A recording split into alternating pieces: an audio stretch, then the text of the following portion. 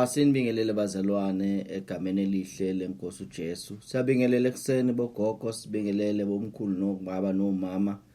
Sibingelele bosisi nabobhuti, siyabingelela inceke zikaNkuluNkulu eindaweni zonke la nikhona. Siyambonga kuNkulunkulu ekseni bazalwane, kuyiSunday nje. Sibonga ukuphinde sigcinwe, sivuswe uye, sithwalwe uye, sibonga umbone silwela. Sibonga umbona esidlulisa la kuthiwa kudlulwa khona. Sibonga umbona esenzela indlela bazalwane. Uthembekile ngempela, akekho onjengaye. Nakulolu suku lwanamhlanje bazalwane siyakhumbuzana nje ukuthi next week Sunday sizobe sihlangene sonke sikhonza uNkulunkulu endaweni la sijwayele ukuhlangana khona noma la besijwayele ukuhlangana khona, kodwa ke sekubuyela konke esimweni lapha ya Foslorus siyohlangana khona bazalwane Sunday morning. So ngeke sihlangane kule platform. uNkulunkulu usenzela umusa kakhulu bazalwane, kodwa ke kunezinto nje engizibonile ukuthi kubalekile ukuthi ke while ngesikhathi kuyi lockdown sizibuze ukuthi sifundeni ngesikhathi kuvalwe yonke into. Yini into esiyibonile ekubiza ukuthi siyishintshe? Ngoba ngempela bazalwane lesimo lesi besikhuluma ilanguage engafani noma besiphethe ama messages angafani to different people. So ebandleni likaNkulunkulu yini into esifundile ngesikhathi kufike lesi simo esinje kune lockdown, ngesikhathi kuhlasela isifo umhlaba wonke? Ibandla likaNkulunkulu lifunde ini? Mina into engiyifundile nje ukuthi we are not ready for a great commission. We were not ready bazalwane, we were not ready. We were too comfortable. Sijabuliswa nje ukuhlala nje in the four walls of the church and sikhonze ngendlela ejwayelekile, but I lockdown isiphaphamisile. That is why njengamanje we have been busy bazalwane, busy si-add amathuluzi okusebenza ukuphuma siyoshumayela ivangeli ngaphandle. Why? Because kusibonisile ukuthi lento uJesu ayishilo ethi go and make disciples of all nations besingakayenzi ngendlela afuna ngayo. So lesimo lesi siyas expose ukuthi we were not ready for lento uJesu asithume yona. And manje bazalwane kuhle ukuthi noma sekuvulwa sibuyela siyokhonza, but singayeki ukuthi sihambise ivangeli, singayeki ukuthi silimemezele yonke indawo. So asizuyeka uku-add amathuluzi, asizuyeka ukugijimisa i-Great Commission ngoba isikhathi esikuso bazalwane, these are the last days. These are the last days bazalwane. It's not about i-comfortability phakathi kwendle yesonto, but into ebalekile manje ukuthi siconnect naloko uNkulunkulu akwenzayo. Simbonile ke bazalwane ukuthi ngempela uma senza umsebenzi kaNkulunkulu abazalwane bayaphuma every day. Kunabazalwane abahamba abashumayela ivangeli, abanye balanda ama pamphlets bawa distributor athi Jesus is coming, abanye baza bathathe amathuluzi esekhona bawathathe badonsa ama trailer bayomemezela ivangeli. Bakhona nje abazalwane abahambile bayomemezela ivangeli eMpumalanga. Umusa kaNkulunkulu loyo. Izinto esizifundile during a lockdown ukuthi khona izinto ofanele sizilungise as the church of the living God. So ke simbonile siprotector bazalwane, simbonile silwela uNkulunkulu njengoba sikhuluma nje indaba kaEphesians chapter 6. Sibonile ukuthi enye izinto ezingama items okuthiwa sizihlome kukhulunywa ngo readiness to preach the gospel of peace, because now is part of our protection. Uma senza lokho uNkulunkulu uyasifihla, asivikela, asilwela. So ke ngisho lokho nje bazalwane ukuthi ke next week Sunday sizobe sihlangene sonke sikhonza uNkulunkulu. Sizophinda sinikeza ama details ukuthi inkonzo zohamba kanjani, kodwa bazalwane ngiyafisa ukuthi ngicizelele ukuthi ngenxa yesimo esikuso nesikhathi esikuso we must follow the regulations. We must follow the regulations. Izinto esitshelwe zona ukuthi fanele sizenze, kubalekile ukuthi senze ngalondlela. So ke ungathi uma usuka ekhaya uza enkonzweni uze ngendlela ejwayelekile expect ukuthi yonke into izoyenzeka exactly ngendlela obujwayele ngayo. zikhona izinto ezibiza ama-adjustments ukuthi sizenze bazalwane. So ngiyacela kakhulu ukuthi sibambisane kuloko ukuze singaveli njengabantu abaphula umthetho, singaveli njengabantu abanganaki ukuthi abaphathi bathini. So kubalekile kakhulu, ngiyacela nje ukuthi kusinke kithi ukuthi ke wonke umuntu ufanele ayifake imask uma ezenkonzweni, akakwazi ukuthi angangena ahlanganyele imask ingekho. It's very important ukuthi siphinde silwele bazalwane social distancing, sikulwele lokho, sikulwele ukuthi sikwenze. Why?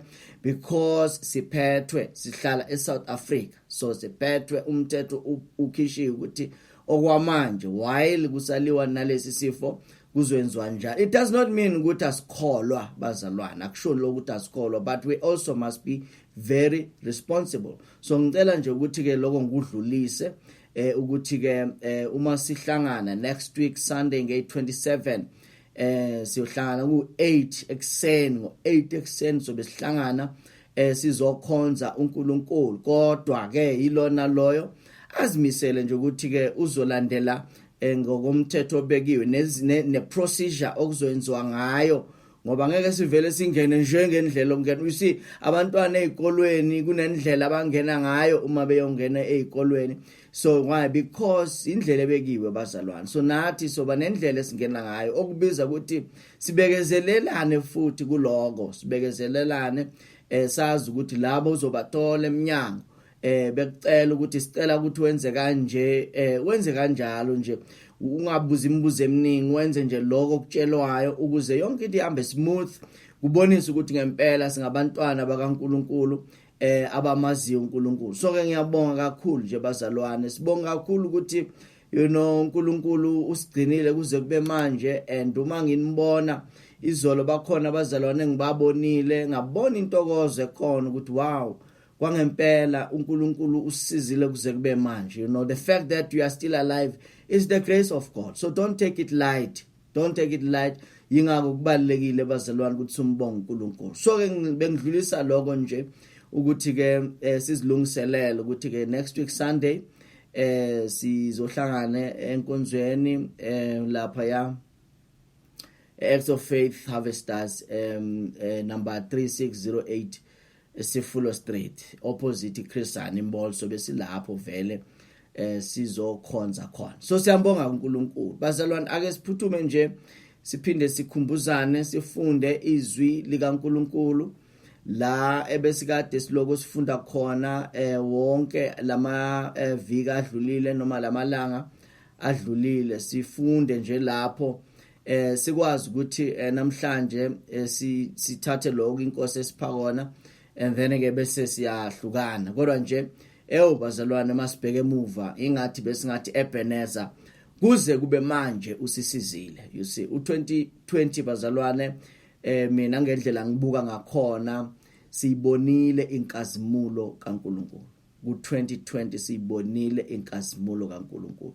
So kube unyaka omhle wokuthi sibone inkazimulo kaNkulunkulu. So ngathi besingasho sithi Ebenezer kuze kube manje usisizile. So sizofunda ke lapha bazalwane Ephesians chapter 6 from verse number 10 to verse number 18. So namhlanje ngicela ukuwafunda futhi wonke lamavesi bese ke sixoxe ngawo kancane bese ke siyahlukana. So ke kuthiwa la, finally be strong in the Lord and in his mighty power.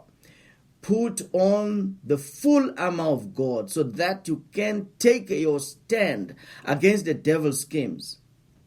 For our struggle is not against flesh and blood, but against the rulers, against the authorities, against the powers of this dark world, and against the spiritual forces of evil in the heavenly realm. Therefore, put on the full armor of God, so that when the day of evil comes, you may be able to stand your ground. And after you have done everything, stand.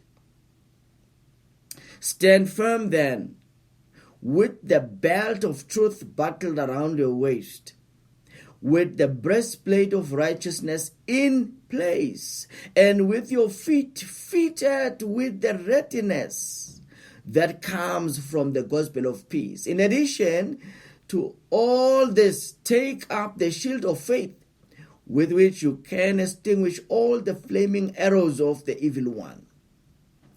Take the helmet of salvation and the sword of the Spirit, which is the word of God, and pray in the Spirit on all occasions with all kinds of prayers and requests. With this in mind, be alert and always keep on praying for all the saints. Ilamazwe esingena ngawo namhlanje ake sithandaze. Siyakubonga baba egameni lika Jesu, sikunika udumo ukuthi uma sibuka emva sikubonile umuhle, sakubona usithwala, sakubona usilwela, sakubona usigcina, usifihla kuze kube manje sisho njalo ukuthi usisizile. Nakulolu suku siza kufunda izwi lakho, siyathandaza egameni lika Jesu ukuthi ilona loyo lizwayo izwi lakho lisiza impilo yakhe. Egameni lika Jesu sikunikeza lonke udumo, akekho ofana nawe. In Jesus name, amen. Siya emaphethelweni bazalwane, siya emaphethelweni walomlayezo, sizama ukuconclude, sizama ukuthi siubeke ekugcineni. And uma sibheke emuva la siqale khona, kuthiwa qinana enkosini nasemandleni ayo amakhulu. Amazwi lawa bazalwane okubiza ukuthi ulwela ukuqina every single day. Ulwela ukuqina enkosini nasemandleni ayo amakhulu. Bese kuthiwa hlomani zonke ikhali, ngamanye amazwi indlela yokuthi umuntu aqine enkosini nasemandleni ayo amakhulu yini le, ukuthi ahlome zonke ikhali. So it's an instruction. Mawufuna ukuqina enkosini uhloma zonke ikhali zikaNkulunkulu ukuze ube namandla okumelana namaqhinga kaSathane. So kusho njalo labazalwane, this is not a suggestion that you may put on the full armor of God. Kuthiwa put it on. You know, so faka hloma zonke ikhali kaNkulunkulu ukuze ukwazi ukumelana namaqhinga kaSathane. Kuthiwa la ku verse number 30, therefore put on the full armor of God, so that when the day of evil comes. So kuno ebazalwane kunosuku oluvela lube usuku olugcwele izinto ezimbi, kube usuku olubi.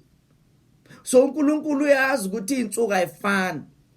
Kunosuku ongahlangana nalo uthola ukuthi hayi namhlanje lubi lolu suku, but ukububi balo abusho ukuthi sekufanele impilo yakho ibe yimbi njengobubi besimo, njengobubi bosuku. Ngamanye amazwi, uma uhlomeza phelela, you are ready even if the evil day comes.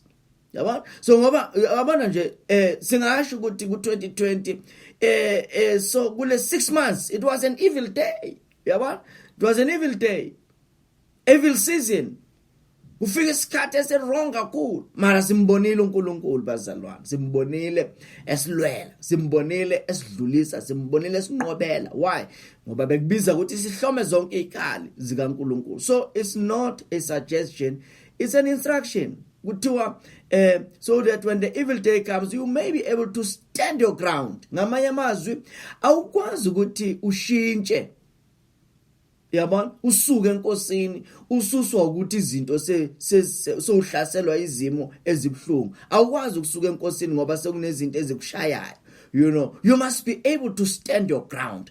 You know, ngamanye amazwi ungamphiki uNkulunkulu ngoba so under pressure. Uma under pressure isikhathi sokuthi kubonakala ukuthi uhlome kangakanani. So kuthiwa ke that you may be able to stand your ground, and after you have done everything, after you have done everything the situation requires, you will also stand. Ngoba isimo bazalwane sifuna wenze something. Khona